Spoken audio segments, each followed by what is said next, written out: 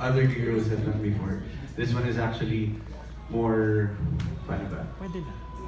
Hindi, parang mas, it's closer to dun sa mga na-experience ko na. Kasi kahit na LGBT yung sa amin, parang ang pinaka, ano pa rin kasi ng character ko is, yun yung focus pa rin ng daan na training is dun sa kung paano ko i-treat yung situation ko or paano ko siya i-handle with my family. So, more than the relationship, andun talaga yun sa parang, mas umiikot siya sa kung matatanggap ako ng parents ko, paano ko sabihin sa kanila, parang mas sa ngayon na sa script, parang mas ganun tayo yung nangyayari kaysa dun sa relationship talaga namin.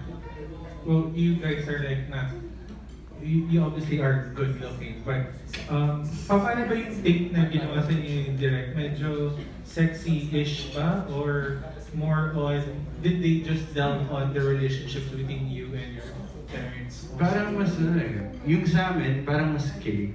Parang it's more of, dun sa, kasi my character is only 16 years old, 16, 17 years old. So parang andun siya sa puppy love tweetums, gano'n na, di mo maintindihan mga gano'n.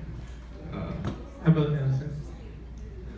Paano yung, sa character mo, paano mo ini-execute?